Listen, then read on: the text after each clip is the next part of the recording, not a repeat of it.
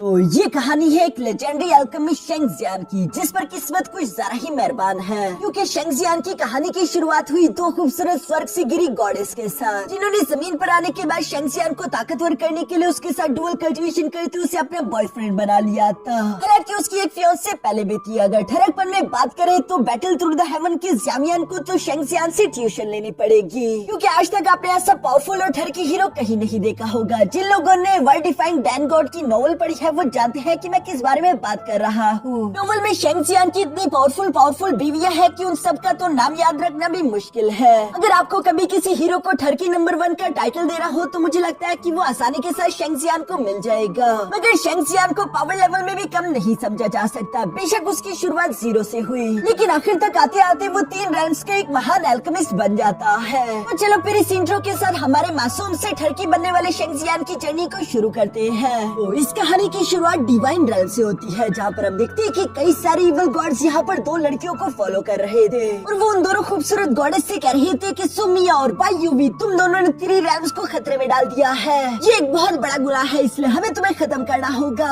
जिस पर मिया वो एक फॉर्मेशन क्रिएट करके उस पर काउंटर अटैक करते हुए कहती है कि मैं जानती हूँ कि तुम चाहते हो कि सब लोग तुम्हें पूछे, लेकिन ऐसा नहीं हो सकता। इससे बेहतर तो हमें मौत ही आ जाए। ये कहते हुए वो दोनों गॉडेस उनके साथ फाइट बैक करने की कोशिश करती है, मगर यहाँ पर मौजूद गॉड्स की तादाद काफी ज्यादा हो चुकी थी, जिन्होंने चारों तरफ से इन दोनों को घेर लिया था। मगर मिस बायुवी और मिस सुमिया के पास यिन यांग डिवाइन वेन्स थे, जो कि इतना पावरफुल ट्रेजर है कि उससे ये सारे के सारे गॉड्स हासिल करना चाहते हैं। In extreme yin Yang divine veins को हासिल करने के लिए ये सारे के सारे बहाने लगा रहे थे और मिस सुमिया और बायुवी भी इस बात को अच्छे से जानती थी। इसलिए ये दोनों गुस्सा होते हुए अपने यिन यांग डिवाइन वेन्स की पावर एक्टिवेट करके यहाँ पर एक बड़ा सा फॉर्मेशन क्रिएट कर देती है, जिसके अंदर से मिस सुमिया ने अपनी पावर का इस्तेमाल करते हुए छोटे छोटे कई सारे फिनिक्स बर्ड्स समन कर लिए थे और वो तेजी के साथ सामने की तरफ बढ़ने लगे। इन फ्लेमिंग बर्ड्स को जरा पावरफुल करने के लिए हम देखते हैं कि मिस बायुवी अपनी इवल मैजिक का इस्तेमाल करती है, जहाँ पर हम देखते हैं कि वो सारे के सारे छोटे बर्ड्स कंबाइन होकर एक बड़े सी इवल मैजिक बर्ड में ट्रांसफॉर्म हो गए और ये अटैक इतना सारा पावरफुल था कि इसके सामने वो सारे के सारे गॉड्स मिलकर भी नहीं टिक पा रहे थे। देखकर ऐसा लग रहा था कि मिस बायुवी और सुमियो जीतने वाली है, मगर तभी अचानक वहाँ पर इमोर्टल रेल्म का एम्परर आ जाता है, जो कि अपनी पावर्स का इस्तेमाल करके उस बर्ड को डिस्ट्रॉय करते हुए कहता है कि इवल विच, बायुवी तुम अच्छे से जानते हो कि इमोर्टल रेल्म में इवल मैजिक का इस्तेमाल करना मना है। ये यहाँ के हेवनली रूल्स के खिलाफ है, इसलिए तुम्हें सीधे रास्ते पर लाने के लिए मुझे तुम्हें पनिशमेंट देनी होगी। जो कहते हुए इमोर्टल एम्परर यहाँ पर इन लोगों पर प्रेशर लगाना शुरू कर देता है, मगर मिस सुमियो तो जानती थी कि उसी इमोर्टल एम्परर की सारी साजिश है, इसलिए वो गुस्सा होते हुए कहती है कि तुम कमीने डीमन, ये अच्छाई और बुराई का नाटक करना बंद करो। मैं जानती हूँ कि तुम ही ये सब कुछ करवा रहे हो। जिस पर तो वो एम्परर गुस्सा हो गया और वो गुस्सा होते हुए कहता है क्या है तुम दोनों की हिम्मत कैसी है, और ये कहती वो अपनी पाम टेक्निक का इस्तेमाल करते उन दोनों को कुचलने की कोशिश करता है। मिस बायुवी और सुमिया जानती थी कि उसका मुकाबला करना काफी डिफिकल्ट होगा, लेकिन फिर भी वो दोनों हार नहीं मानती और अपनी यिन यांग की पावर इकट्ठा करते हुए यहाँ पर एक डिवाइन सोर्ड समन कर लेती है, जिसका इस्तेमाल करते हुए उस कमीने एम्परर के पाम अटैक से टकराने लगी। यहाँ पर इन दोनों अटैक्स के टकराव की वजह से हम देखते हैं कि बहुत ही खतरनाक प्रेशर क्रिएट हो रहा था, जिस प्रेशर के कारण आसपास के कई सारे गॉड्स जान से मारे जाते हैं। मिस युमी और बायुवी भी बुरी तरीके से इंजर्ड हो चुकी थी। अभी अचानक वहाँ पर एक बहुत बड़ा ब्लास्ट हो गया, जिसके इफेक्ट के कारण हम देखते हैं कि वो कमीना एम्परर तो बुरी तरीके से घायल हो जाता है, जबकि दूसरी तरफ मिस सुमिया और बायुवी भी बुरी तरीके से इंजर्ड होकर बेहोश होते हुए नीचे एक वोर्टेक्स में जा गिरी। जो वोर्टेक्स इन दोनों को कहाँ लेके जाएगा ये तो कोई नहीं जानता था। इवन कि वो कमीना एम्परर भी यहाँ पर अपने साथियों को ऑर्डर देते हुए कहता है कि चाहे तीनों रैम्स को उलट पुलट क्यों ना करना पड़े, लेकिन फिर भी उन दोनों की तलाश करो। हर हाल में मुझे वो एक्सट्रीम यिन यांग वेन्स चाहिए। ये सुनकर उसके चमचे हाँ में जवाब देते हैं। इसके बाद सीन शिफ्ट होकर यहाँ मोर्टल रेल्म में आ चुका था, जहाँ पर हम हमारे हीरो शेंगजियान को देखते हैं, जो कि धीरे धीरे क्लिफ में नीचे की तरफ जाता जा रहा है। क्योंकि यहाँ पर बारिश भी हो रही थी, इसलिए पत्थर स्लिपरी हो गए थे, जिस वजह से हम देखते हैं कि शेंगजियान ऊपर से नीचे की तरफ गिरने वाला था, मगर वो फौरन ही वक्त रहती अपनी तलवार को बाहर की तरफ समन करके यहाँ उन चट्टानों में घर देता है, जिस वजह से शेंगजियान बच गया। शेंगजियान चैन की सांस लेते हुए नीचे की तरफ देखकर कहता है कि ये इमोर्टल डीमन क्लिफ है। मैंने बिल्कुल भी नहीं सोचा था कि यहाँ की डेथ एनर्जी इतनी सारा कंडेंस होगी, लेकिन मुझे हर हाल में हेल लिंग सी भी चाहिए, क्योंकि अगर मुझे अपने स्पिरिचुअल वेन्स को अवेकन करना है तो मुझे उसके लिए हेल लिंग सी हर्ब की जरूरत पड़ेगी। यही मेरे पास आखिरी मौका है। ये सब सोचते हुए शेंगजियान मोटिवेट होकर नीचे की तरफ आ गया था, जहाँ नीचे की तरफ खाई में डेथ एनर्जी चारों तरफ फैली हुई थी, इसलिए शेंगजियान अपनी तलवार को लेकर चौकन्ना रहने की कोशिश करता है और वो धीरे धीरे से सामने की तरफ बढ़ता जा रहा था। थोड़ी देर आगे बढ़ने के बाद अचानक शेंगजियान को अपने सामने कुछ चमकता हुआ दिखाई देता है, जो देखकर तो शेंगजियान की खुशी का ठिकाना ही नहीं रहा, क्योंकि ये वही इमोर्टल हर्ब हेल लिंग सी था, जिसे जिसे हासिल करने के लिए शेंगजियान तेजी के साथ उसकी तरफ भागने की कोशिश करता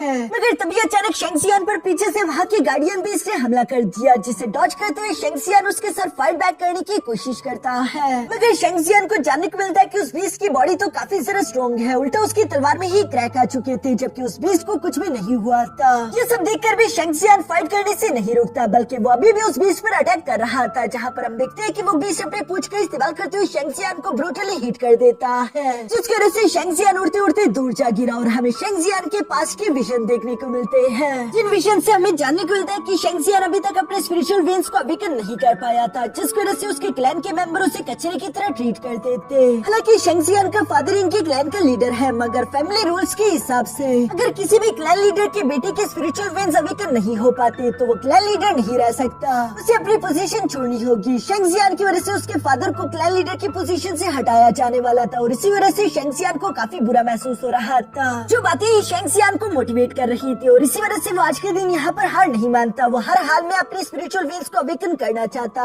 है, जिसके लिए एक बार फिर से शेंगजियान ने खड़े होकर उस बीस्ट का मुकाबला करने की कोशिश की। हालांकि वो बीस्ट बार बार यहाँ शेंगजियान को उठा कर पटक रहा था, मगर हर बार गिरने के बाद शेंगजियान यही सोचकर खड़ा हो जाता कि मैं अपने फादर पर एक बर्डन बनकर नहीं रह सकता, मुझे हर हाल में ये हेलिंग्सी हर्ब चाहिए, और इसीलिए हम देखते हैं कि शेंगजियान ने अपने दिमाग को दौड़ाना शुरू कर दिया, जहाँ उसके दिमाग में एक जबरदस्त प्लान आ जाता है। हम देखते हैं कि वो उस बीस्ट को अपने पीछे दौड़ाते हुए तेजी के साथ खाई के ऊपर से जंप कर चुका, जहाँ पर उसने रस्सी का इस्तेमाल करते हुए खुद तो खाई पार कर ली, और जब वो बीस्ट जंप करते हुए खाई के बीच में था तभी अचानक शेंगजियान ने अपनी रस्सी को खींचते हुए ऊपर की चट्टानें यहाँ उस बीस्ट पर गिरा दी, जिसकी वजह से वो बीस्ट तेजी के साथ नीचे लावा में गिर जाता है, जो करने के बाद शेंगजियान खुश होते हुए फौरन से उस लेजेंडरी इमोर्टल हर्ब हेलिंग्सी के पास चला जाता है, जिसे देखते हुए वो कह रहा था कि मुझे यकीन नहीं आता, आखिरकार मुझे हेलिंग्सी हर्ब मिल चुका है, मगर तभी अचानक हम देखते हैं कि उस बीस्ट को तो कुछ भी नहीं हुआ था और वो लावा से जिंदा सलामत निकलते हुए बाहर की तरफ आ गया, जो कि शेंगजियान को देखकर पहले से भी जरा गुस्से में आ चुका था। शेंगजियान उस बीस्ट को देखते हुए फौरन से इस इमोर्टल हेलिंग्सी हर्ब को उठाकर वहाँ से भागना शुरू कर चुका,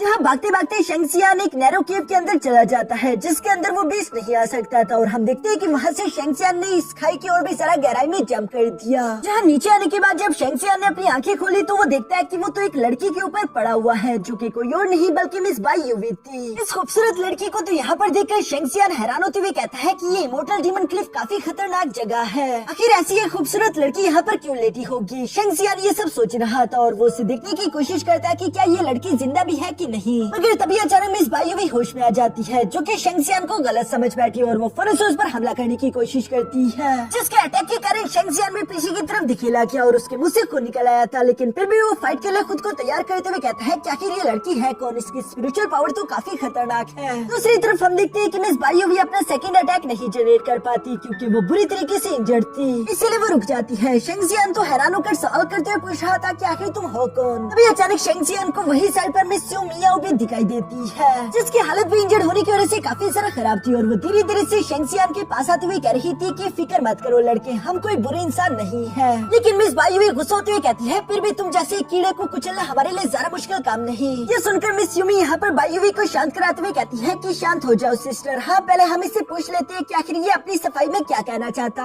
है। ये सुनकर तो शेंगजियान फौरन इन लोगों से खुद को इंट्रोड्यूस करवाते हुए कहता है कि मैं हूँ शेंगजियान, मैं यहाँ पर कुछ हर्ब्स इकट्ठा करने के लिए आया हुआ था और ऊपर से आप लोगों पर आ गिरा, मैं आप दोनों से माफी चाहता हूँ अगर मेरी वजह से आप दोनों को कुछ भी बुरा लगा हो। शेंगजियान की ये बातें सुनकर मिस यूमी समझ गई थी कि वो सच कह रहा है, इसलिए वो खुद को भी इंट्रोड्यूस करवाते हुए कहती है कि मेरा नाम है सू मियाओ, लोग मुझे प्यार से मिमी कहकर पुकारते हैं। यहाँ पर हम देखते हैं कि मिस यूमी तो काफी ज्यादा पोलाइट थी, फिर दूसरी तरफ बाई यूवी एटीट्यूड वाली है, वो यहाँ पर शेंगजियान को जवाब देते हुए कहती है कि मैं हूँ बाई यूवी, इससे ज्यादा वो एक लफ्ज भी नहीं बोलती। यहाँ पर शेंगजियान भी इन लोगों की ये सारी बातें सुनने के बाद अब यहाँ से जाने लगा था कि तभी अचानक मिस यूमी की नजर यहाँ शेंगजियान के स्टोरेज बैग पर पड़ जाती है, जिसके अंदर उसने हेलिंग्सी को महसूस कर लिया था, और वो इस बारे में मिस बाई यूवी को भी बताती है, जो सुनकर बाई यूवी कह रही थी कि ठीक है मैं भी इस लड़की को जान से मार डालती हूँ ताकि हम हेलिंग्सी का इस्तेमाल करते हुए अपने जख्मों को हील कर सके। लेकिन मिस यूमी उसे मना करते हुए कहती है कि नहीं, याद है ना मास्टर ने क्या कहा था, हमें बिला वजह लोगों को मारना नहीं चाहिए, ये अच्छी बात नहीं। अभी ये दोनों ये सारी बातें कर ही रही थी, तभी अचानक दूसरी तरफ हम देखते हैं कि शेंगजियान भी अचानक से रुककर पीछे की तरफ मुड़ते हुए इन दोनों से सवाल करते हुए पूछता है कि वैसे मैं तुम दोनों से पूछना तो भूल ही गया कि आखिर तुम दोनों यहाँ पर कर क्या रही हो।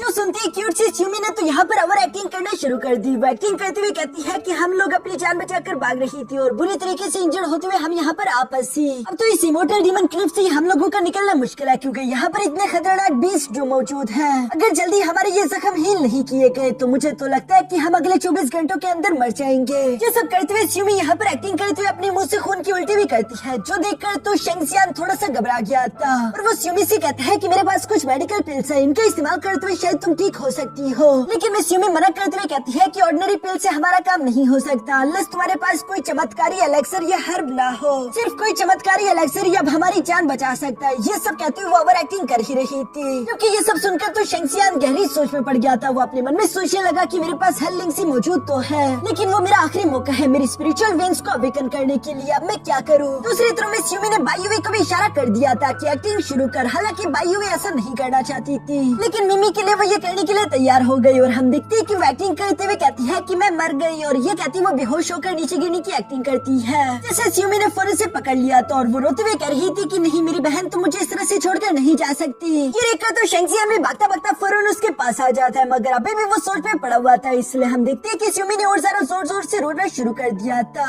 उसकी एक्टिंग इतनी कमाल की थी कि शेंगजियान भी कुछ समझ नहीं पा रहा था। वो अपने मन में फैसला करते हुए कहता है कि चाहे मेरे पास ये इमोर्टल हर्ब हो या ना हो, मेरे पास मेरी स्पिरिचुअल वेन्स हो या ना हो, मैं फिर भी शेंगजियान हूँ, मैं कुछ भी कर सकता हूँ। ये सब मुझे डिफाइन नहीं करता, मैं यूजलेस नहीं हूँ। यहाँ पर शेंगजियान ये सब सोचते हुए फौरन से हेललिंग्सी को बाहर निकालकर उनके सामने पेश कर चुका, जिसे देखकर तो मिस यूमी एक्टिंग करते हुए कहती है कि ये तो प्रीशियस एलेक्सर हेललिंग्सी है ना, जो कि टूटे हुए मेंडेरियंस या फिर जख्मों को हील कर सकता है। इस पर शेंगजियान जवाब देते हुए कहता है कि हाँ मैं जानता हूँ कि ये कीमती है, मगर इससे कोई फर्क नहीं पड़ता, किसी की जान बचाना ज्यादा जरूरी है। दूसरी तरफ स्यूमी तो यहाँ पर उसकी ये बात पूरी करने से पहले ही वो एलेक्सर छीन चुकी थी। शेंगजियान तो बस आंखें फाड़ फाड़ कर उन्हें देख रहा था। दूसरी तरफ में स्यूमी यहाँ पर बायुवे को उठाने के बाद उस हेललिंग्सी एलेक्सर का इस्तेमाल करके यहाँ पर खुद को और अपनी बहन को हील करने की कोशिश करती है, जहाँ पर इन दोनों ने एक दूसरे का हाथ पकड़ा हुआ था, क्योंकि ये दोनों एक दूसरे से कनेक्टेड है। और हम देखते हैं कि यहाँ पर इनकी स्पिरिचुअल पावर तो काफी खतरनाक थी। शेंगजियान तो उनकी स्पिरिचुअल पावर को देखते हुए अपने मन में यही सोच रहा था कि पता नहीं आखिर ये दोनों लड़कियां होगी कौन, ये आई कहाँ से, इनकी स्पिरिचुअल पावर का तो जवाब नहीं। यहाँ पर शेंगजियान ये सब सोच रहा था कि तभी अचानक हम देखते हैं कि मिस यूमी ने खून की उल्टियां करना शुरू कर दी। अपने स्टेप सिस्टर को इस कंडीशन में देखकर तो बायुवे गुस्से से पागल हो गई थी और वो फौरन से यहाँ पर शेंगजियान को गर्दन से पकड़ते हुए कहती है कि तुमने आखिर ऐसा क्यों किया, तुमने आखिर उस मेडिसिन एलेक्सर में जहर क्यों मिलाया था। यहाँ पर शेंगजियान तो कोई भी जवाब नहीं दे पाता, क्योंकि वो जानता भी नहीं था कि आखिर बायुवे किस बारे में बात कर रही है। मगर दूसरी तरफ स्यूमी यहाँ पर बुरी कंडीशन में बायुवे को रोकते हुए कहती है कि रुक जाओ, ये उसने नहीं किया, तुम जानती हो कि हम दोनों के मेंडेरियन इस वक्त बुरी तरीके से डैमेज हो चुके हैं और हेललिंग्सी एलेक्सर कुछ ज्यादा ही स्ट्रॉन्ग था, इसलिए हमारे मेंडेरियन उसे होल्ड नहीं कर पाए। लगता है कि हम दोनों का अंत करीब है। ये सब कहते हुए स्यूमी वहाँ पर नीचे की तरफ गिर जाती है। दूसरी तरफ बायुवे भी कमजोरी की वजह से बेहोश होने वाली थी।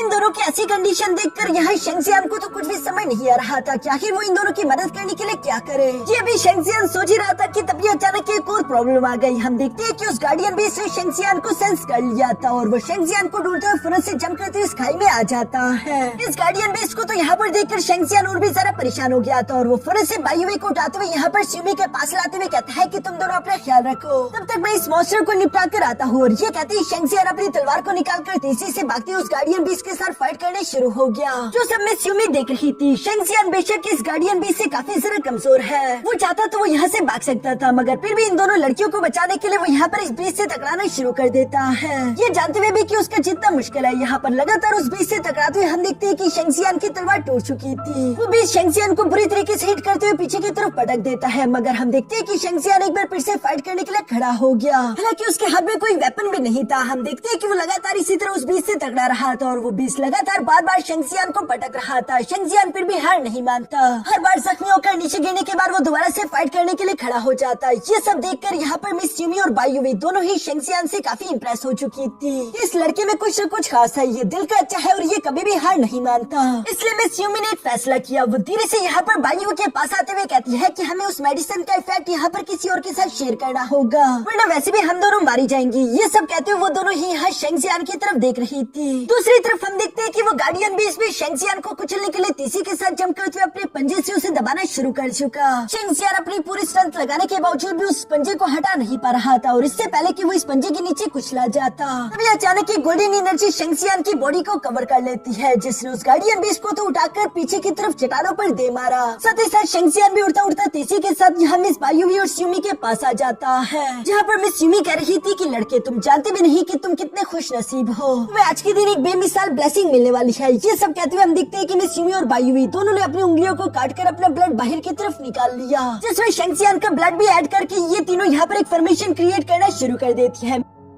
मिस बायुवी कह रही थी कि डीमंस मेरे सामने घुटने टेकते हैं। दूसरी तरफ मिस यूमी कह रही थी कि इमोर्टल मुझसे डरते हैं। तो आज हम अपनी स्ट्रेंथ को तुम्हारे साथ शेयर करेंगे। आज के बाद से हम तीनों हमेशा लाइफ टाइम के लिए एक साथ कल्टीवेशन करके एक साथ रहेंगे। ये सब कहते हुए मिस यूमी और बायुवी दोनों ने अपनी एक्सट्रीम यिन यांग वेन्स को यहाँ शेंगजियान की बॉडी में डालना शुरू कर दिया था, जिसकी स्पिरिचुअल पावर तो काफी ज्यादा खतरनाक थी। साथ ही साथ शेंगजियान को काफी ज्यादा तकलीफ हो रही थी, वो दर्द से चिल्ला रहा था। लेकिन मिस यूमी उसे आवाज देते हुए कहती है कि तुम्हें होल्ड करना होगा, तुम आखिरी टाइम पर आकर फेल नहीं कर सकते वरना हम तीनों मारे जाएंगे। और इसी के साथ हम देखते हैं कि शेंगजियान लगातार उस दर्द को बर्दाश्त करता रहा, जहाँ पर हम देखते हैं कि मिस यूमी और बायुवी दोनों अपनी स्पिरिचुअल पावर को कंबाइन करके एक साथ ही यहाँ शेंगजियान की बॉडी में ट्रांसफर कर देती है। मिस बायुवी जिसके पास एक इवल गॉडेस की पावर थी और दूसरी तरफ मिस यूमी जिसके पास इमोर्टल गॉडेस की पावर थी, ये दोनों पावर वो शेंगजियान की बॉडी में ट्रांसफर करने लगी, जिसकी वजह से अचानक ही शेंगजियान की यिन यांग वेन्स एक्टिवेट होकर उसकी पूरी बॉडी को कवर कर लेते हैं। शेंगजियान जोरों के साथ चिल्लाता है, जिसकी वजह से वहाँ पर एक बड़ा ब्लास्ट हो चुका था। मिस यूमी और बायुवी दोनों उड़ते हुए पीछे की तरफ जा गिरी। ये देखकर ऐसा लग रहा था कि शायद इनका ब्लड कॉन्ट्रैक्ट फेल हो गया। और हम देखते हैं कि यहाँ पर वो गार्डियन बीस्ट मिस यूमी पर हमला करते उसे जान से मारने के लिए जंप कर ही चुका था। बायुवी तो ये देखकर घबराते हुए फौरन से यूमी को कवर कर लेती है, मगर इससे पहले कि वो गार्डियन बीस्ट इन लोगों को टच भी कर पाता, तभी अचानक कोई उसे पावरफुल हिट करते हुए तीसी के साथ पीछे की तरफ चट्टानों पर दे मारता है, जो हीरो कोई और नहीं बल्कि हमारा शेंगजियान था। और वो इस वक्त काफी ज्यादा कूल और खतरनाक दिखाई दे रहा था। वो गार्डियन बीस्ट एक बार फिर से खड़ा होकर शेंगजियान पर अटैक्स करने की कोशिश करता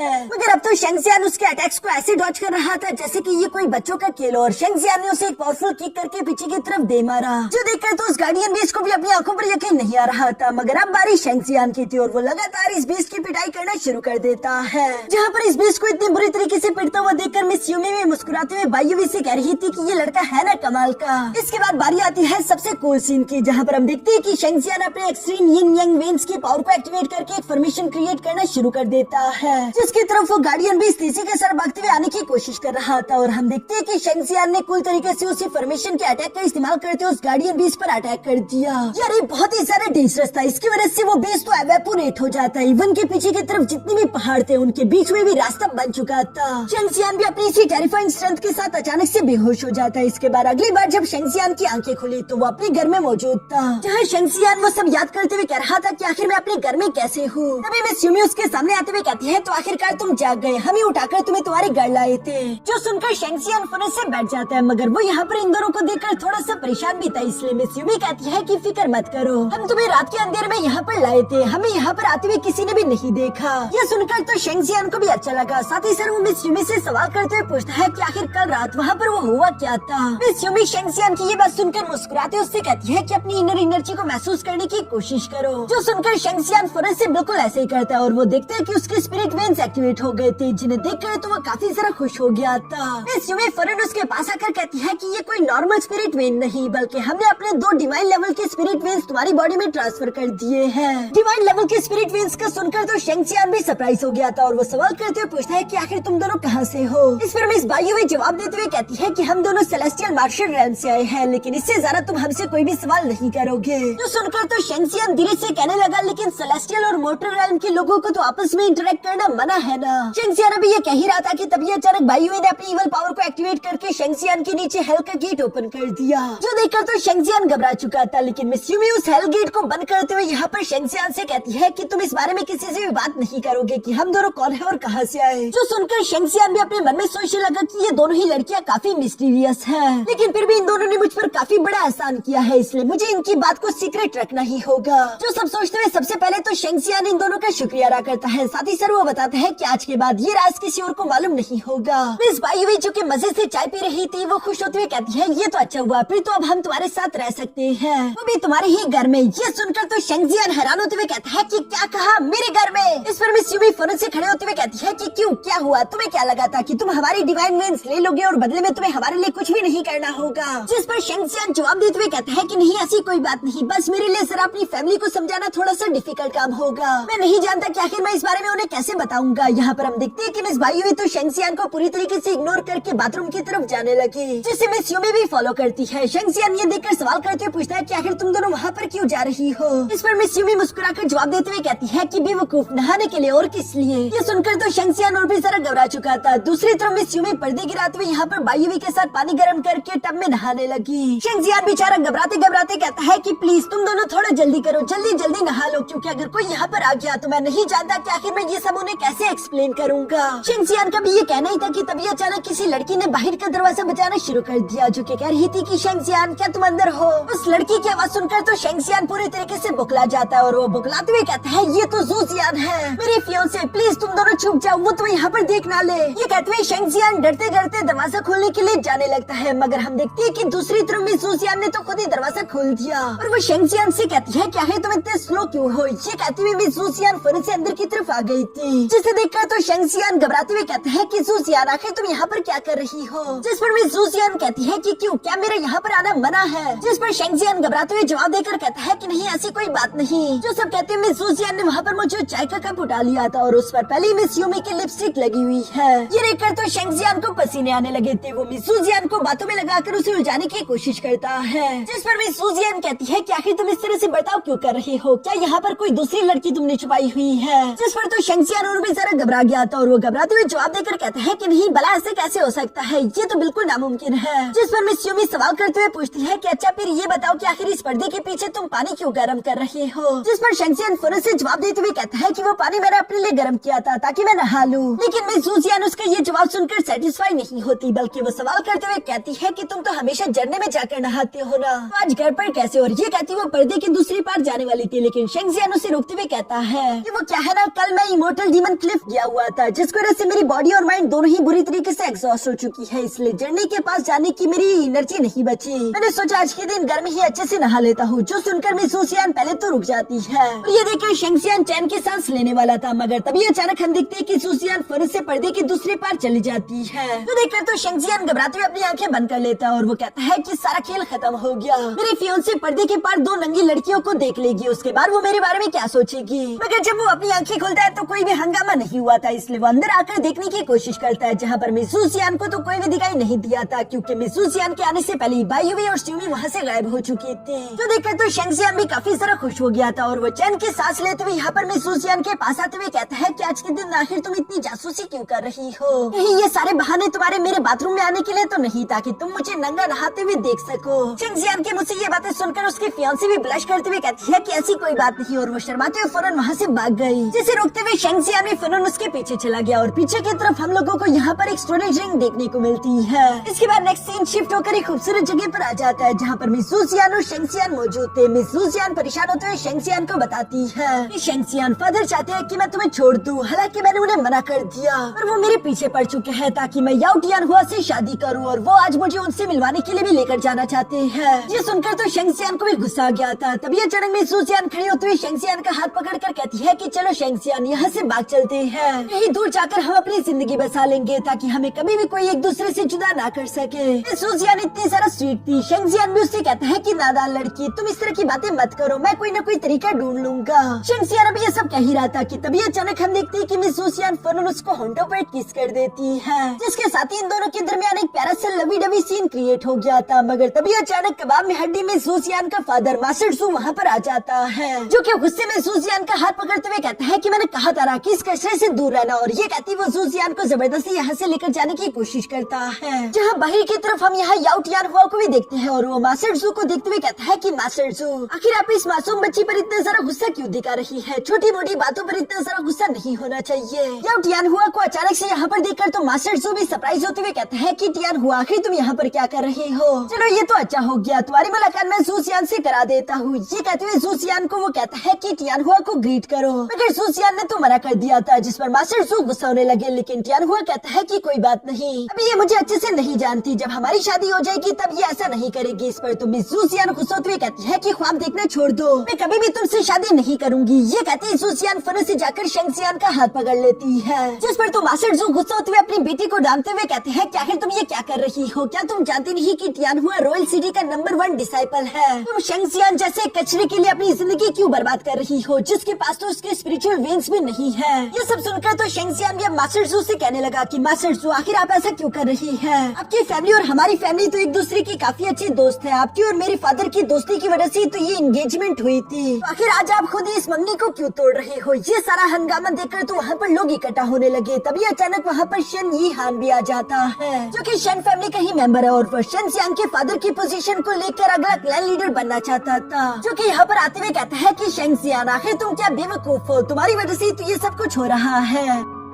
क्या तुम्हें अभी तक ये बात समझ नहीं आई कि तुम्हारे पास तुम्हारी स्पिरिचुअल वेन्स नहीं है, क्योंकि तुम अपने स्पिरिचुअल वेन्स को अवेकन नहीं कर पाए। इसलिए तुम्हारे फादर यानी कि शन टियानहो को अपनी क्लैन के लीडर पोजीशन को छोड़ना होगा। तो सोचो कि आखिर तुम जैसे यूजलेस के साथ कौन ही अपनी बेटी का रिश्ता करना चाहेगा। यहाँ पर जब वो ये सारी बातें कह ही रहा था, तभी अचानक वहाँ पर शेंगजियान का फादर आ जाता है, जो कहते हुए कह रहे थे कि यी हान, मुझे नहीं लगता कि तुम्हें यंगर जनरेशन के मामलों में इंटरफियर करना चाहिए। ये बिल्कुल भी अच्छी बात नहीं। अपने फादर को तो यहाँ पर देखकर शेंगजियान भी खुश हो गया था। दूसरी तरफ मास्टर टियानहो अपने बेटे को समझाते हुए कहते हैं कि फिक्र मत करो, मैं यहाँ पर आ चुका हूँ, अब मैं सब संभाल लूंगा। ये कहते हुए वो मास्टर जू के पास आकर कहते हैं कि हमारी दोस्ती कई सालों पुरानी है, हम दोनों एक दूसरे के भाई हैं। तो बताओ कि आखिर आज के दिन अचानक से तुमने ये मंगनी तोड़ने वाली बात क्यों की? जो सुनकर मास्टर जू जवाब देते हुए कहते हैं कि कई सालों पहले जब हमने इस मंगनी को कराया था, तब हमें ये बात मालूम नहीं थी कि तुम्हारा बेटा एक यूजलेस इंसान है, जिसके पास कोई भी स्पिरिचुअल वेन्स नहीं है। और अब तो तुम अपनी क्लैन लीडर की पोजीशन को भी खोने वाले हो। तो बताओ कि आखिर मैं ऐसा कैसे कर सकता हूँ? मैं अपनी बेटी का रिश्ता आखिर ऐसी फैमिली में कैसे दूं, जो कि मेरी बेटी की हिफाजत भी नहीं कर पाएंगे। ये सुनकर मिस सूसियान तो काफी ज्यादा उदास हो गई थी, जबकि मास्टर टियानहो के पास भी देने के लिए कोई जवाब नहीं था। तभी अचानक शेंगजियान जवाब देते हुए कहता है, यानी कि आप यही कहना चाहते हो कि अगर मेरे पास मेरे स्पिरिचुअल वेन्स होते तो इस मंगनी को तोड़ने की कोई भी वजह नहीं थी। ये कहते शेंगजियान ने यहाँ पर सब लोगों के सामने अपनी पावर्स को एक्टिवेट कर दिया था, जो देखकर तो सब लोग ही शॉक होते हुए कहते हैं कि ये तो स्पिरिचुअल वेन्स है। शेंगजियान के फादर तो ये देखकर काफी ज्यादा खुश हो गए थे, मगर तभी अचानक मिस्टर टियानहुआ यहाँ पर सामने की तरफ आते हुए शेंगजियान से कहता है, ये मुझे लगता है कि तुम्हारी ये स्पिरिचुअल वेन्स बस सिर्फ शो पीस है, ये किसी भी काम के नहीं है।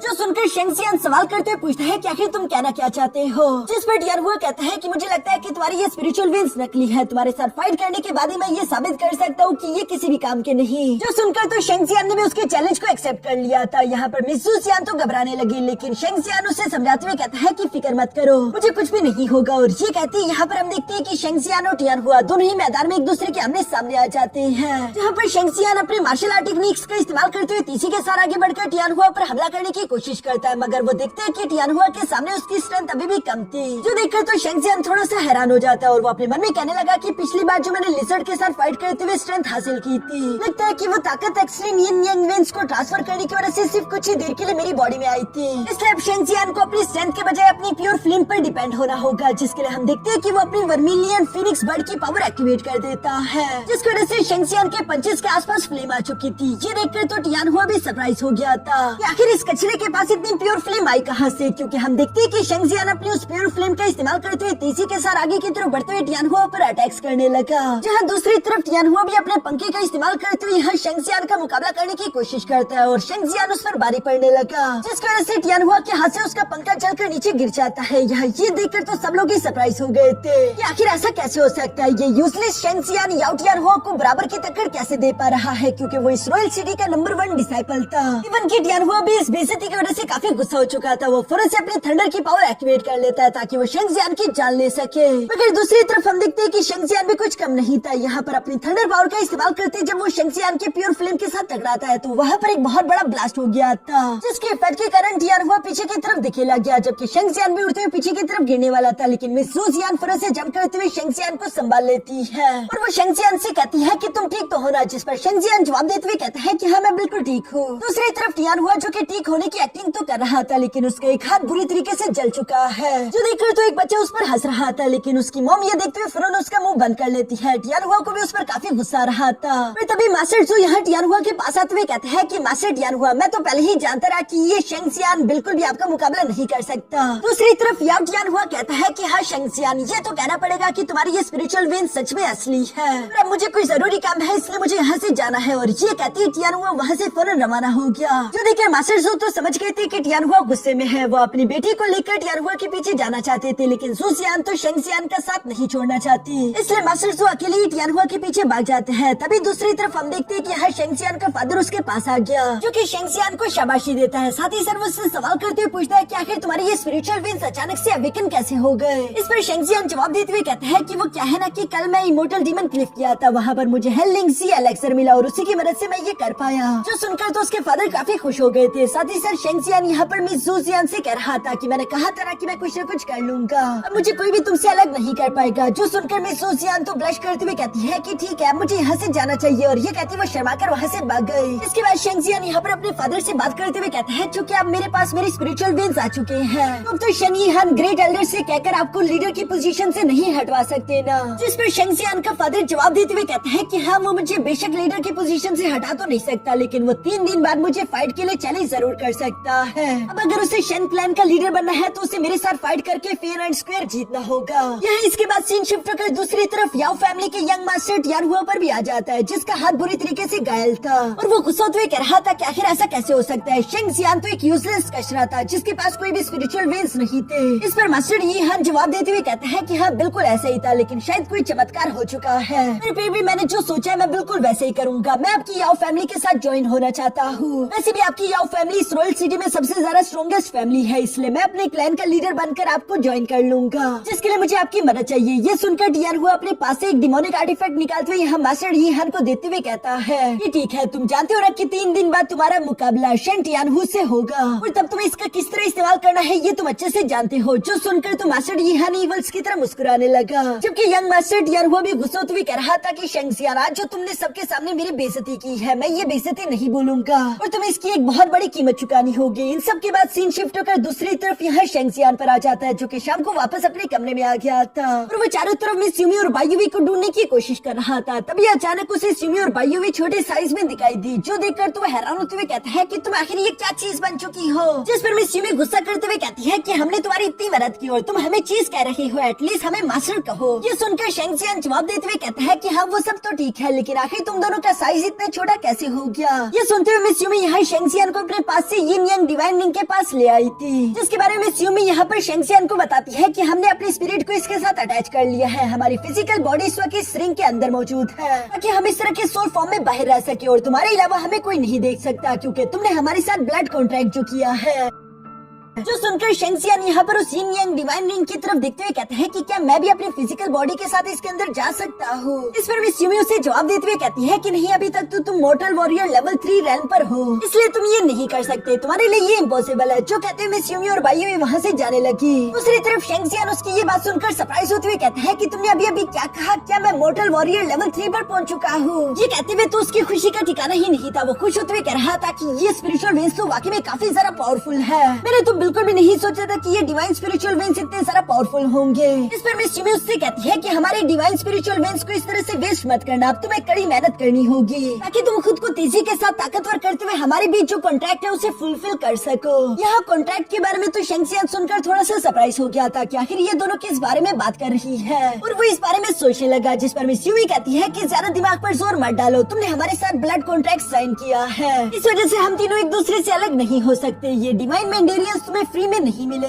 इसके बदले तुम्हें हमारी कल्टीवेशन वापस से रिकवर करने में हमारी मदद करनी होगी। ये सुनकर शेंगजियान सवाल करते हुए पूछता है कि अच्छा बताओ कि मैं तुम दोनों की कैसे मदद कर सकता हूँ। जिस पर बायुवी जवाब देते हुए कहती है कि वो सब हम बाद में डिस्कस करेंगे, उससे पहले तुम्हें निर्वाणा रेल में पहुंचना होगा। जो सुनकर तो शेंगजियान सरप्राइज होते हुए कहता है कि लगता है कि तुम दोनों मुझसे कुछ ज्यादा ही उम्मीदें लगा रही हो। इस पर मिस यूमी फौरन से शेंगजियान के पास आकर उससे चेयर अप करते हुए कहती है कि इस तरह से उदास मत हो, मैं तुम्हें अपनी special skill force symbol divine skill technique सिखाऊंगी जो कि तुम्हें ताकतवर होने में मदद करेगी। सबसे पहले आज के दिन मैं तुम्हें सिखाने वाली हूँ पावर ऑफ अजूर ड्रैगन, जिसे इस्तेमाल करने के लिए तुम्हें अपने एक्सट्रीम यिन यांग डिवाइन विंग्स पर फोकस करना होगा। उसके अंदर तुम्हें हेवन एंड अर्थ से सारी की सारी वुड एलिमेंटल एनर्जी इकट्ठा करके लानी होगी। यहाँ पर जैसे जैसे मिस यूमी बता रही थी शेंगजियान में बिल्कुल वैसे वैसे कर रहा था, लेकिन फिर भी वो इस टेक्निक को परफॉर्म नहीं कर पाता और वो हैरान होते हुए कहता है कि कुछ भी तो नहीं हुआ। जिस पर मिस बायुवी और यूमी उसे बताती है कि ये कोई बच्चों का खेल नहीं, ये सब सीखने में लोगों को कई साल लग जाते हैं। तुम प्रैक्टिस करते रहो, एक न एक दिन तुम सीख ही जाओगे। ये सब कहते हुए सिमी और बायुई दोनों से उस स्टोरेज रिंग के अंदर चली जाती है, जबकि शेंगजियान बाहर की तरफ प्रैक्टिस करता रहा। इसके बाद सीन शिफ्ट होकर दूसरी तरफ शेंगजियान के फादर पर आ जाता है, जिसने अपने एक दोस्त को बुलवाया हुआ था और वो उससे कहता है कि 3 दिन बाद की फाइट के दौरान अगर मुझे कुछ हो गया तो मैं चाहता हूँ कि तुम शेंगजियान को लेकर यहाँ से कहीं दूर चले जाओ। वो बिल्कुल भी मास्टर यी हान के हाथों में नहीं आना चाहिए। जिस पर वो वॉरियर इमोशनल होकर जवाब देते हुए कहता है कि जैसा आप कहे, मैं अपनी जान को भी दांव पर लगाकर शेंगजियान की हिफाजत करूंगा। इसके बाद इसी तरह से 2 दिन गुजर जाते हैं और हम दिखते हैं कि सिर्फ 2 ही दिन के अंदर शेंगजियान ने आसपास की वुड एलिमेंटल एनर्जी इकट्ठा करना शुरू कर दी थी, जो देखकर तुम इस बायुवी भी काफी ज्यादा इम्प्रेस हो जाती है और वो हैरान होते हुए कह रही थी कि सिर्फ 2 ही दिन के अंदर इस लड़के ने अज़ूर ड्रैगन की पावर को इतने हद तक एडवांस कर लिया। इसकी कल्टीवेशन स्पीड तो हम दोनों की यंगर जनरेशन से भी काफी ज्यादा तेज है। जिस पर मिस यूई जवाब देते हुए कहती है कि हाँ तुमने सही कहा, लेकिन फिर भी हम देखते हैं कि मिस बायुवी यहाँ पर थोड़ी सी उदास दिखाई दे रही थी, इसलिए वो उससे सवाल करते हुए कहती है कि बायुवी तुम्हें क्या हुआ। जिस पर बायुवी जवाब देते हुए कहती है कि वो लोग हमें लगातार ढूंढ रहे हैं और मुझे लगता है कि आज नहीं तो कल वो हम तक पहुँच जाएंगे, उन्हें एक दिन ये जगह भी जरूर मिल जाएगी। जिस पर मिस यूई जवाब देते हुए कहती है कि हाँ तुमने सही कहा, बस अब तो हमें सारी की सारी उम्मीदें इस लड़के से ही है। उम्मीद करते हैं कि हमारे एक्सट्रीम यिन यांग डिवाइन मीन्स की वजह से ये उस कल्टीवेशन लेवल को अचीव कर ले जो कि हमें चाहिए। इसके बाद आखिरकार कंपटीशन वाला दिन आ जाता है, जहाँ पर शन फैमिली का ग्रेट एल्डर खड़ा होते हुए कहता है कि ये हमारी शन फैमिली का क्लैन लीडर कंपटीशन है, जिसे विटनेस करने के लिए यहाँ पर जितने भी लोग आए वो उनका शुक्रिया अदा करता है। साथ ही साथ वो यहाँ पर शेंगजियान के फादर टियानहू से कहता है क्योंकि अब शेंगजियान के पास उसकी स्पिरिचुअल विंस आ चुके हैं तो तुम भी अब इस कंपटीशन में हिस्सा ले सकते हो।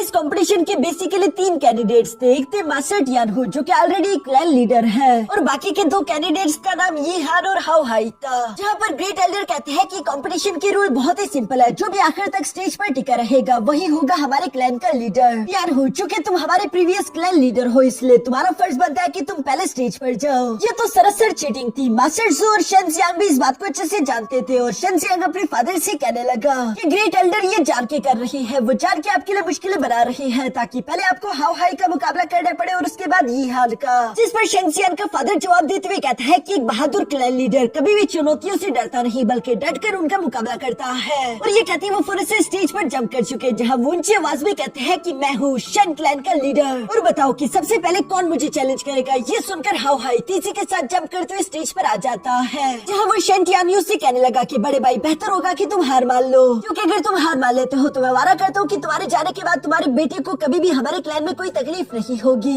ये सुनकर टियानहू जवाब देते हुए कहता है कि बातें करना बंद करो, अगर लड़ना है तो सही से लड़ो। जो सुनकर तो हाओ हाई भी गुस्सा हो गया और वो फौरन से अपनी थंडर स्वॉर्ड बाहर की तरफ निकाल लेता है, जिसके बाद वो तेजी से आगे की तरफ बढ़ते हुए टियानहू पर अटैक्स करना शुरू कर चुका। मगर शन टियानहू की बॉडी कल्टीवेशन भी काफी ज्यादा बेहतरीन थी। वो आसानी के साथ हाओ हाई का मुकाबला कर रहे थे, जो सब ऊपर से शेंगजियांग और मिस यूवी भी देख रहे थे। मिस यूवी शेंगजियांग को बताती है कि ये एक लेवल 6 का वॉरियर है, तुम्हारे फादर आसानी के साथ इसका मुकाबला कर लेंगे। असली मसला तो उन्हें यी हान का मुकाबला करते वक्त पेश आएगा, साथ ही साथ उनकी एनर्जी भी एग्जॉस्ट हो चुकी होगी। ये सब कहते हुए मिस यूवी चली जाती है, जबकि शेंगजियांग को अपने फादर की फिक्र हो रही थी। दूसरी तरफ नीचे स्टेज में हम देखते हैं कि टियानहू काफी आसानी के साथ हाओ हाई का मुकाबला कर रहा था, मगर अचानक से हम देखते हैं कि हाओ हाई ने अपनी स्लैश टेक्निक को स्प्लिट कर दिया, जो कि शन टियानहू पर पीछे से हमला करने वाली थी। ये देखकर मास्टर टियानहू फौरन से अपने विजनर टाइगर स्पेल टेक्निक एक्टिवेट कर देता है। यही उनकी स्पेशल स्किल थी, जिसे एक्टिवेट करने के बाद मास्टर टियानहू की स्पीड और ताकत काफी इंक्रीज हो चुकी थी। वो तेजी के साथ मूव करते हुए यहाँ हाओ हाई की काफी बुरी तरीके से पिटाई करने लगे, जहाँ उन्होंने हाओ हाई को उठाकर पटकना शुरू कर दिया था। सब लोग देखकर समझ गए थे कि टियानहू आसानी के साथ इस बैटल को जीत जाएगा। हाओ हाई को भी इस बात का यकीन था, मगर उससे पहले यी हान के साथ मिलकर एक इवल प्लान बनाया हुआ था, जहाँ पर यी हान के इशारे पर हम देखते हैं कि हाओ हाई ने फौरन अपने पास से वही डिमोनिक आर्टिफैक्ट बाहर निकाल लिया, जिसे देखकर तो ग्रेट एल्डर भी उसे रुकने के लिए बोलते हैं, मगर हम देखते हैं कि हाओ हाई ने फौरन से उस डिमोनिक आर्टिफैक्ट को एक्टिवेट करके तेजी से उसे टियानहू की तरफ थ्रो कर दिया ताकि वो मारा जाए। टियानहू ये देखकर फौरन से पीछे की तरफ जंप करते हुए उस डिमोनिक आर्टिफैक्ट के अटैक को ब्लॉक करने की अपनी पूरी कोशिश करता है, मगर वो इसमें कामयाब नहीं हो पाता और हम देखते हैं कि वो अटैक उसकी बॉडी के आर पार गुजर गया,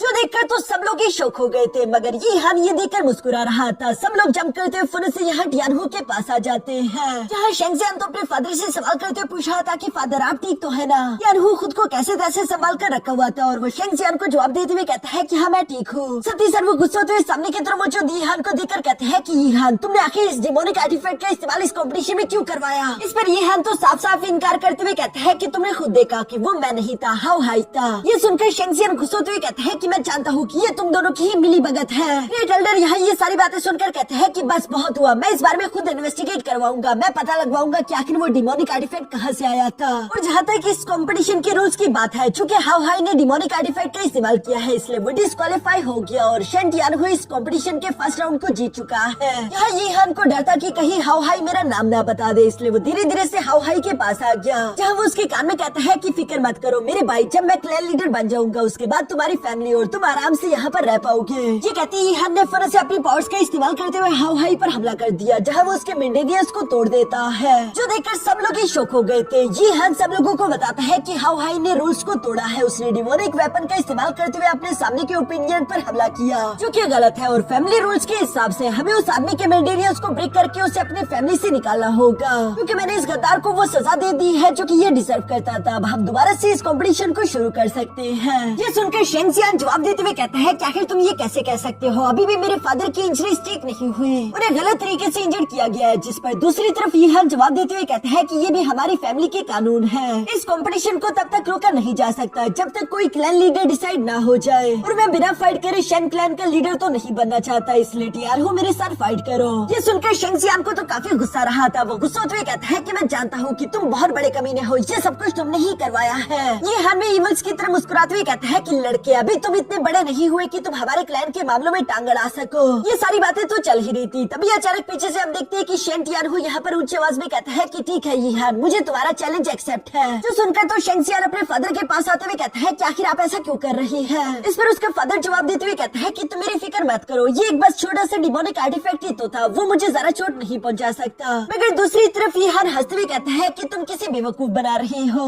यार हो तुम अच्छे से जानते हो कि ये फैमिली क्लैन लीडर का कंपटीशन है, जिसमें मैं तुम पर रहम नहीं कर सकता, इसलिए बेहतर ये होगा कि तुम हार मान लो, इससे एटलीस्ट तुम्हारी जान तो बच जाएगी। मगर शेन टियानहो जानता रहा कि अगर मुझे कुछ हो गया तो उसके बाद मेरे बेटे को ये लोग नहीं छोड़ेंगे, इसलिए वो आखिरी दम तक फाइट करना चाहता था। क्योंकि साथ ही वो अपने दोस्त शेनफी से कहता है कि शेन जियान को यहाँ से ले जाओ, क्योंकि वो सोच रहा था कि मैं कुछ देर तक यीहान से लड़ते उसे यहाँ पर रोक कर रखने की कोशिश करूंगा ताकि शेन जियान यहाँ से दूर जा सके, और शेनफी बिल्कुल ऐसे ही करता है, वो शेन जियान को यहाँ से लेकर जाने की कोशिश कर रहा था, हालांकि शेन जियान वहाँ से नहीं जाना चाहता। दूसरी तरफ पीछे हर शेन टियानहो यीहान के सामने आते हुए कहता है कि ये कंपटीशन तुम्हारे और मेरे बीच है, जिस पर यीहान कहता है कि हाँ अपनी पूरी जान लगा देना। ये सुनकर टियानहो बिल्कुल ऐसे ही करता है, वो अपनी फुल पावर अनलीश करने की कोशिश करता है, मगर जैसे ही वो अपनी पावर्स को अनलीश करता अचानक से उसका डिमोनिक स्पेल एक्टिवेट हो जाता है, जिसकी वजह से उससे इंटरनल इंजरीज होती, जो देखकर शेन टियानहो को भी कुछ समझ नहीं आता, और जैसे ही दूसरी बार उसने अपनी पावर्स को अनलीश करने की कोशिश किया अचानक से वो खून के उल्टे करते हुए नीचे की तरफ गिर जाता है। ये देखकर तो सब लोग ही शॉक हो गए थे। सबसे बड़ा झटका तो शेन जियांग को लगा, वो अपने फादर को गिरता हुआ देखकर तेजी से भागता उनके पास आ जाता है, जहाँ पर हम देखते हैं कि मास्टर टियानहो धीरे धीरे करके अपनी आंखें बंद करने लगा। शेन जियांग तो चिल्लाते हुए अपने फादर का नाम लेता है। दूसरी तरफ हम देखते हैं कि यीहान को ये सब देखकर मजा आने लगा और वो कहता है कि ग्रेट एल्डर, यहाँ की सिचुएशन तो आप देख ही सकते हैं, मुझे लगता है कि आपको क्लैन लीडर डिसाइड करके अनाउंस कर देना चाहिए, क्योंकि ये बेकार आदमी तो पहले ही गिर चुका है। यहाँ शेन जियांग को ये बातें सुनकर काफी ज्यादा गुस्सा आ रहा था, और अब वो यीहान को माफ नहीं कर सकता, इसलिए वो फौरन से उन्हें रोकते हुए कहता है कि रुक जाओ। ये कहते हुए अपने अंकल शेनफी से कहता है कि मेरे फादर का ख्याल रखना, और वो खुद मैदान में धीरे धीरे से आगे की तरफ बढ़ने लगा, जहाँ पर वो कहता है कि अपने फादर की जगह ये कंपटीशन अब मैं लड़ूंगा। तो सुनकर मिस सू जियान तो यहाँ शेंग जियान के लिए काफी ज्यादा परेशान हो गई थी। उनकी ग्रेट एल्डर भी उसके पास आते हुए कहते हैं कि शेंग जियान बेवकूफ मत बनो, तुम्हारी कल्टिवेशन अभी इतनी ज्यादा नहीं हुई कि तुम यीहान का मुकाबला कर सको। लेकिन मास्टर यीहान यहाँ पर इवल्स की तरह हंसते हुए कहता है कि ग्रेट एल्डर, चूंकि ये बच्चा इतनी जिद कर ही रहा है तो इसको इसकी ख्वाहिश पूरी करने दो। जो सुनकर शेंग जियान यहाँ ऊंची आवाज में सब लोगों के सामने कहता है कि मैं शेंग जियान क्लैन लीडर की पोजीशन के लिए यीहान तुम्हें फाइट के लिए चैलेंज करता हूँ। सब लोग ये सुनकर आपस में बातें करने लगे, जबकि दूसरी तरफ ग्रेट एल्डर भी यहाँ पर यीहान से कहता है कि इस लड़के पर थोड़ा रहम दिखाना, एटलीस्ट इसकी जान बख्श देना। जो सुनकर यीहान हंसते हुए कहता है कि शेंग जियान, तुम अभी मोटर रेल्म के सिर्फ लेवल 3 के वॉरियर हो, तुम्हें लगता है कि तुम मेरा मुकाबला कर सकते हो, तुम वाकई में कितने नादान हो।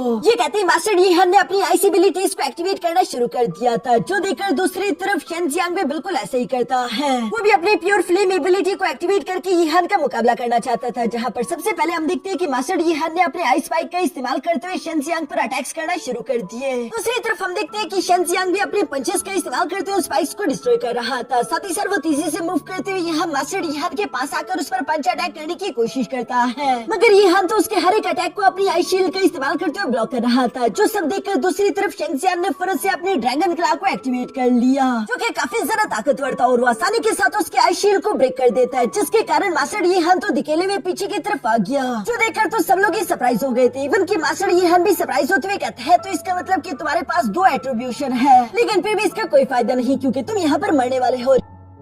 ये कहती वो फनस से अपने realm of dark ice activate कर लेता है, जिसकी वजह से चारों तरफ स्टेज में आइस फैल चुकी थी। ये जगह जैसे मास्टर यीहान की कोई डोमेन बन चुकी हो। अब वो आसानी के साथ अपनी आइस को कंट्रोल करते हुए तेजी के साथ जमीन से आइस स्पाइक्स निकाल सकता था, जिसकी वजह से शेंगजियान अब चाहे जितनी मर्जी भागने की कोशिश करे उसके लिए मुश्किल आने लगी थी। जबकि साथ ही साथ हम देखते हैं कि मास्टर यीहान अब सच में सीरियस हो चुका था। वो तेजी के साथ आगे की तरफ बढ़ते हुए शेंगजियान के सामने जरा सा भी होल्ड बैक नहीं करता और वो अपने आइस स्पाइक्स को उसके हाथ में गुंसा देता है, जो देखकर मिस ज़ुजियान तो यह शेंगजियान के लिए काफी ज्यादा परेशान हो गई थी, क्योंकि ये सब कुछ अच्छा नहीं दिखाई दे रहा था। तभी अचानक हम देखते हैं कि मास्टर यीहान ने और भी कई सारे आइस स्पाइक्स क्रिएट करते हुए यहाँ शेंगजियान के पीठ में खोप दिए थे। ये कहते हुए मास्टर यीहान हंसते हुए कह रहा था कि तुम बिल्कुल भी अपने एल्डर्स की रिस्पेक्ट नहीं करते, आज के दिन तुम्हें पनिशमेंट तो मिलनी ही चाहिए। जो कहते हैं उसने शेंगजियान को जान से मारने के लिए एक के बाद एक आइस स्पाइक्स यहाँ शेंगजियान की बॉडी में पेनिट्रेट करना शुरू कर दिया। मिस बायुवी, स्यूमी और इवन की ज़ुजियान भी ये सब होते हुए देख रही थी। मिस ज़ुजियान तो आगे की तरफ जाना चाहती थी, लेकिन मास्टर सो ने उसे रोक कर रखा हुआ था कि ये इनकी फैमिली का मामला है, तुम बीच में इंटरफेयर नहीं कर सकती। शेंगजियान जो कि बुरी तरीके से इंजर्ड हो चुका था, उसकी हालत काफी ज्यादा खराब थी, उसकी बॉडी से लगातार खून बहता जा रहा था और यीहान तो उससे मार देना चाहता था।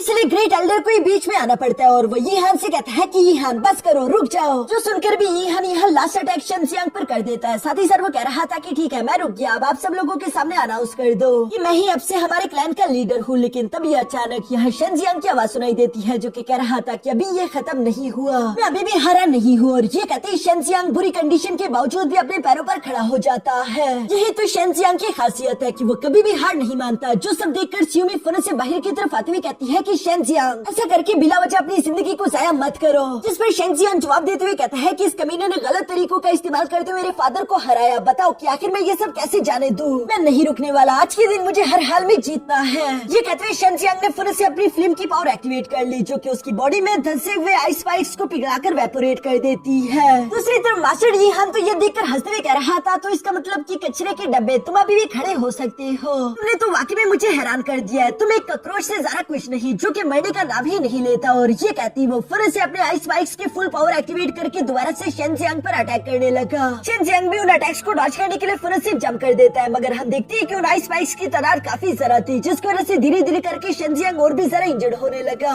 शेंगजियान जानता रहा कि अगर ऐसे ही चलता रहा तो वो हारा जाएगा, उसे कुछ न कुछ करना होगा। इसलिए हम देखते हैं कि शेंगजियान ने फिर से अपने वर्मिलियन बर्ड और असूर ड्रैगन दोनों की पावर को एक साथ कंबाइन करके एक्टिवेट कर दिया, जिसे वो फ्लेम ड्रैगन टेक्निक का नाम देता है। ये देखकर तो मिस यूमी भी सरप्राइज रह गई थी, क्योंकि वो इन दोनों टेक्निक्स को अलग अलग इस्तेमाल करती थी। हम देखते हैं कि शेंगजियान अपने फ्लेम ड्रैगन का इस्तेमाल करते हुए आइस को पिघलाकर तेजी के साथ यहाँ यीहान की तरफ बढ़ने लगा, जिसे ब्लॉक करने के लिए दूसरी तरफ यीहान ने भी अपनी पूरी जान लगा दी थी। मगर हम देखते हैं कि शेंगजियान उस पर भारी पड़ने लगा और उसने एक पावरफुल पंच के साथ फौरन से यीहान को उठाकर पीछे की तरफ धकेल दिया। यीहान तो स्टेज के बिल्कुल कॉर्नर पे आ चुका था, मगर कैसे तैसे वो खुद को संभाल लेता है, जहाँ वो अपने सामने यहाँ शेंगजियान को उस फ्लेम ड्रैगन के साथ देख पा रहा था। और वो गुस्सा होते हुए कहता है कि कमीने, आखिर तुझ जैसे पिद्दी की हिम्मत कैसे हुई मुझे इंजर्ड करने की? अब तुम मेरा असली कहर देखोगे, तुमने मुझे खुद इस टेक्निक को इस्तेमाल करने के लिए मजबूर किया। ये कहते मास्टर यीहान ने आसपास की आइस एनर्जी को इकट्ठा करते हुए फिर से एक बड़ा सा आइस सर्पेंट क्रिएट कर दिया था, जो देखकर शेंगजियान ने अपने फ्लेम ड्रैगन का इस्तेमाल करते हुए उस आइस सर्पेंट से टकराने की कोशिश की, मगर उसका फ्लेम ड्रैगन डिस्ट्रॉय हो गया। साथ ही साथ हम देखते हैं कि वो आइस सर्पेंट यहाँ शेंगजियान को बुरी तरीके से पीटना शुरू कर देता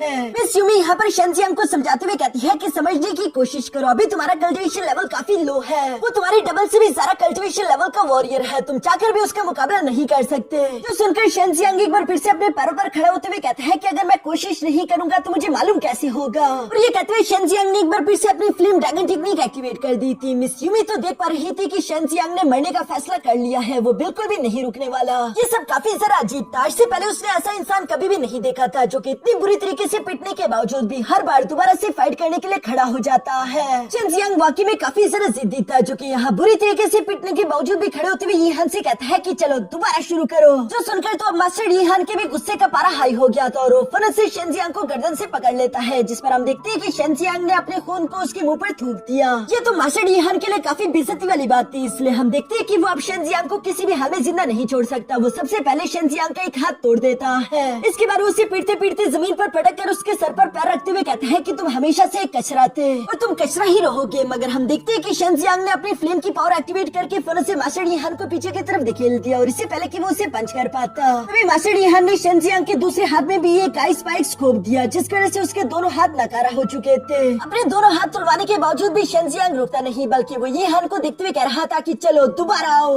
ऐसी मोटिवेशन देखकर तो हमारी क्यूट सी मिमी भी पिघल गई थी और वह शेंजियांग की मदद करने का फैसला करती है, जिस वजह से वो बायुई से कहने लगी कि बायुई आपसे तुम्हें इस लड़के का ख्याल रखना होगा। उसकी ये बात सुनकर तो बायुई परेशान होते हुए कहती है कि स्यूमी आखिर तुम क्या करने की सोच रही हो, जिस पर मैं स्यूमी कोई जवाब नहीं देती। दूसरी तरफ हम देखते हैं कि तभी अचानक मास्टर यीहान ने एक बड़ा सा आइस बॉल क्रिएट करके फिर से यह शेंजियांग पर हमला कर दिया था और वो चिल्लाते हुए कहता है कि चलो अब मर जाओ। ये फाइनल अटैक वाकई में काफी ज्यादा पावरफुल था, जिसके नीचे दबकर ऐसा लगता है कि शायद शेंजियांग मारा गया।